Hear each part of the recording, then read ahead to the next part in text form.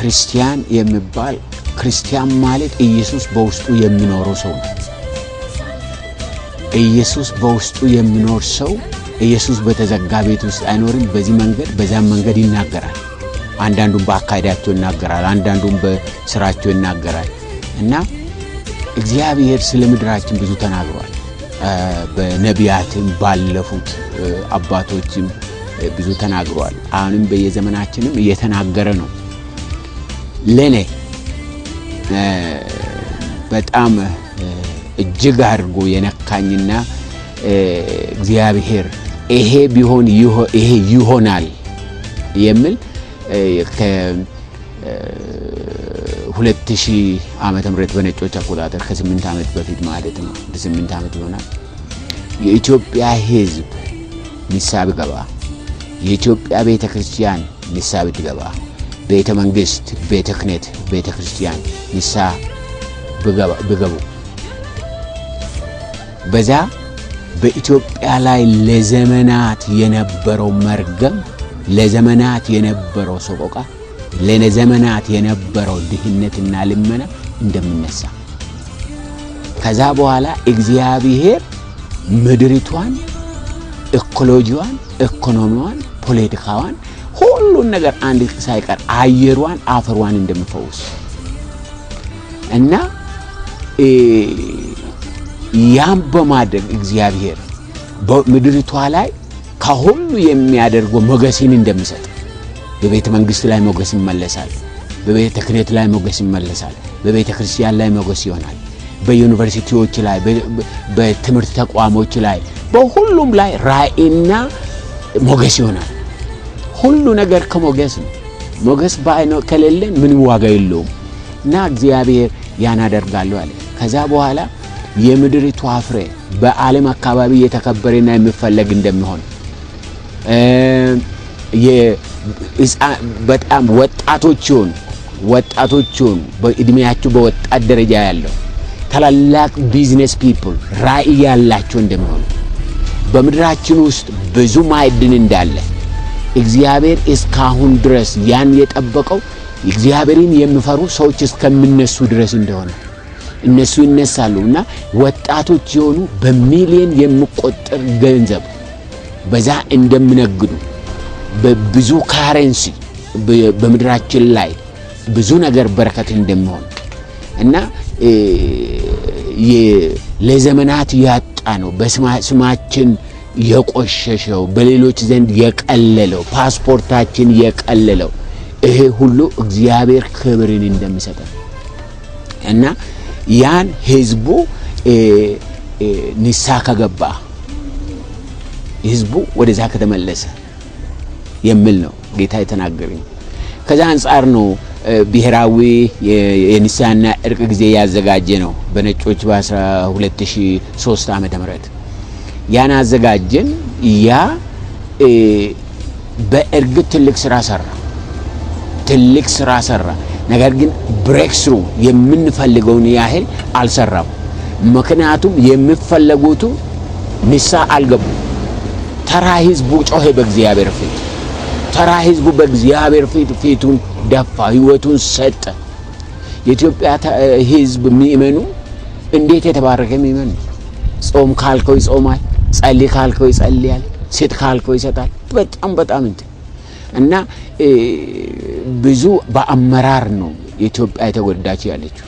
እንደማንኛውም ሶስተኛ ዓለም የኢትዮጵያ ችግር እንደ ማንኛውም ሶስተኛ ዓለም የአመራር ችግር ነው እና በቤተ ክርስቲያን አካባቢ በኢኮኖሚ በሁሉ ነገር የማኔጅመንት ችግር ነው ያለን እና እግዚአብሔር ደግሞ ያን የሚያስተካክለው ውስጣቸው የተስተካከለ ሰዎች ሲነሱ ነው። ውስጣቸውን የሚያስተካክለው ደግሞ ኢየሱስ ክርስቶስ ውስጣቸው ሲገባ ነው። ሰው ውስጡ ካልተስተካከለ እንዴት በትክክል ማሰብ ይችላል? እንዴት በትክክል መናገር ይችላል? እንዴት በትክክል መውደድ ይችላል? እንዴት በትክክል መስጠት ይችላል? አይችልም። ምክንያቱም ሰው በኃጢአት የተበላሸ ውስጡ ነው። አእምሮ ተበላሸ፣ ውስጡ ተበላሸ። ስለዚህ ሰው ናቹራሊ በትክክል ማሰብ አይችልም። ስለዚህ ነው የእግዚአብሔር ልጅ የናዝሬቱ ኢየሱስ የመጣው እና ስለዚህ ያ ከሆነ የእግዚአብሔር ሰዎች ጌታ ኢየሱስን የሚያውቁ ብቻ በዚህ ምድር ላይ ኢትዮጵያ ውስጥ እግዚአብሔርን በመፍራት ቢመላለሱ ቤተክርስቲያን ብትመላለስ ይቺ ምድር ለኛ ትንበረከካለች ማለት ነው። ምክንያቱም እግዚአብሔር ያለ ማድረግ ነው ቤተክርስቲያንን በምድር ላይ የተው እና ያ አለ እና ይሄ ነው ጌታ የተናገረ ስለ ኢትዮጵያ ስለ ምድራችን ወይም ደግሞ ምድራችን ስላለችበት ሁኔታና ስለሚጠብቃት ተስፋ ብዙ ነገር ተናግሯል። ከዛ ባሻገር ግን እግዚአብሔር በነቢያቱና ደግሞ በመንፈስ ቅዱስ የትንቢት መንፈስ ደግሞ ብዙ ነገሮችንም ስለ ኢትዮጵያ ስለ ምድራችን ተናግሯል። ከዛ መካከል በተለይ እኔ ፐርሰናሊ በግሌ እግዚአብሔር ተናገረኝ ስለ ምድራችን ከምላቸው ነገሮች አንዱ በተለይ በ1998 ዓመተ ምህረት በኢትዮጵያ የጴንጤቆስጤ እንቅስቃሴ የ40ኛ ዓመቱ በተከበረ ጊዜ ማለት ነው። ያን ጊዜ እግዚአብሔር በውስጤ አንድ መንፈሳዊ ሽግግርና አዲስ መንፈሳዊ ዘመን ለምድራችን ለኢትዮጵያ እንደደረሰና እንደመጣ በግልጽ ተናግሮኝ ነበር። እንደምታውቁት መጽሐፍ ቅዱስ ላይ በአንድም በሌላም ሁኔታ የ40 ዓመት ሂደት አንድን ሽግግር እንደሚያመጣ በእስራኤል ልጆች የምድረ በዳ ጉዞ ከ40 ዓመት በኋላ ወደ ተስፋይቱ ምድር እንደገቡ እንደዚሁም በመጽሐፍ ቅዱስ በነገስታት መጽሐፍ ላይ እንደምንመለከተው ነገስታት በእስራኤል ምድር ሲነግሱ ከ40 ዓመት በኋላ በአዲስ ነገስታት ይተካሉ። 40 ዓመት በተለያየ መጽሐፍ ቅዱስ ክፍሎች ውስጥ በምንመለከትበት ጊዜ የአንድን ዘመን የአንድን ትውልድ ሽግግር የሚያሳይ ነገር ነውና ይሄንን የእግዚአብሔር እውነት በማሳሰብ እግዚአብሔር በምድራችንም ደግሞ አዲስ መንፈሳዊ ዘመን እንደመጣ ከዚህ 40 ዓመት ጉዞ በኋላ የጴንጤቆስጤ እንቅስቃሴ ጉዞ በኋላ አዲስ ነገር እንደመጣ እግዚአብሔር ቃል የእግዚአብሔር መንፈስ አሳስቦናልና እንግዲህ እኔ አንድ ነገር የማቀው ስለ ኢትዮጵያ እግዚአብሔር አዲስ መንፈሳዊ ዘመን ውስጥ እንዳስገባን አምናለሁ። ከዛ በተጨማሪ ግን በተለይ ኢትዮጵያ ስለሚጠብቃት ምድራችን ስለሚጠብቃት ጉብኝት ስናስብ ብዙ ቅዱሳን የሚያስቡት ዛሬ ካለባት ተጨባጭ ችግሮችና ሁኔታዎች አንፃር ብቻ ነው የእግዚአብሔር ጉብኝትን የምናስበው። የእግዚአብሔር ጉብኝት ምድራችን ካለችበት የኢኮኖሚ፣ ማህበራዊ፣ ፖለቲካዊ፣ መንፈሳዊ ቀውስ የሚያወጣት ጉብኝት አይነት ብቻ አድርገን ነው የምናስበው። በእርግጥ የእግዚአብሔር ጉብኝት እነዚህን ነገሮች ሁሉ ያከናውናል። ነገር ግን ለምድራችን የተጠበቀው ጉብኝት ከችግሯ መፍትሄ ባሻገር ሰፋ ያለ ይዘት እንዳለው በእግዚአብሔር ቃል ላይ እናስተውላለን። በተለይ የተወሰኑ የመጽሐፍ ቅዱስ ክፍሎችን ላነብ ፈልጋለሁ። በእነዚህ ክፍሎች ውስጥ እግዚአብሔር ኢትዮጵያን ሲጎበኝ የጉብኝቱ መልክና ይዘት ምን እንደሆነ ትንሽ ጠለቅ ባለ ሁኔታ ያሳያሉ። በእግዚአብሔር ቃል ላይ እንደምንመለከት በየትኛውም አገር በጉስቁልና በችግሩ ስትወድቅ በዛች አገር ያሉ በእግዚአብሔር ስም የተጠሩ ቅዱሳን ተሰብስበው ቢጸልዩ ቢማልዱ ከክፉ መንገዳቸው ቢመለሱ እግዚአብሔር ምድራቸውን ይፈውሳል ብሏልና የትኛውም አገር በቅዱሳኑ ምልጃ ሊፈወስ ይችላል። የምድራችን ነገር ግን ከፈውስም ያለፈ ሌላ መለኮታዊ አጀንዳ ያለበት ጉዳይ እንደሆነ እነዚህ የመጽሐፍ ቅዱስ ክፍሎች ያመለክቱናል። በተለይ መዝሙር በቅንፍ 68 ከቁጥር 31 ጀምሮ ስናነብ እንዲላል መኳንን ከግብጽ ይመጣሉ፣ ኢትዮጵያ እጆቿን ወደ እግዚአብሔር ትዘረጋለች። ኢትዮጵያ እጆቿን ወደ እግዚአብሔር ትዘረጋለች። የኢትዮጵያ እጆቿን ወደ እግዚአብሔር መዘርጋት የሚያሳየው መሸነፏን፣ መገዛቷን፣ መማረኳን ነው የሚያሳየውና ይህ የኢትዮጵያ ወደ እግዚአብሔር እጆቿን ማንሳት በሚሆንበት ጊዜ ውጤቱና ኢፌክቱ ግን ቀጣዩ ቁጥር ላይ ስንመለከት የምድር ነገስታት ለእግዚአብሔር ተቀኙ፣ ለእግዚአብሔር ዘምሩ፣ በምስራቅ በኩል ወደ ሰማያት ለወጣ ለእግዚአብሔር ዘምሩ፣ የኃይል ቃል የሆነ ቃሉን እንሆ ይሰጣል፣ ለእግዚአብሔር ክብርን ስጡ ይላል። እዚህ ላይ ሲናይ ኢትዮጵያ እጆቿን ወደ እግዚአብሔር ትዘረጋለች፣ የምድር ነገስታት ለእግዚአብሔር ተቀኙ፣ ለጌታም ዘምሩ ይላል። ይሄ የሚያሳየው የኢትዮጵያ ወደ እግዚአብሔር እጇን መዘርጋት ኢፌክት ወይም ውጤቱ ነገስታትን ራሱ ለእግዚአብሔር የሚያዘምርና ለእግዚአብሔር የሚያስገዛ ሁኔታ አለው። ስለዚህ በኢትዮጵያ ጉብኝት ላይ ያለው ጉዳይ ኢትዮጵያ ካለባት ተጨባጭ ችግር የማውጣት የፈውስ ጉዳይ ብቻ ሳይሆን ነገር ግን ለምድር ነገስታት እዚህ ላይ የሚለው የምድር ነገስታት ነው የሚለው ለምድር ነገስታት ወይም በአጠቃላይ ለምድር ወደ እግዚአብሔር በምስጋና መመለስ ምክንያት የሚሆን ትልቅ ንቅናቄ፣ ትልቅ መነቃቃት፣ ትልቅ ሪቫይቫል፣ ትልቅ ተሐድሶ እንደሚሆን ያመላክተናል።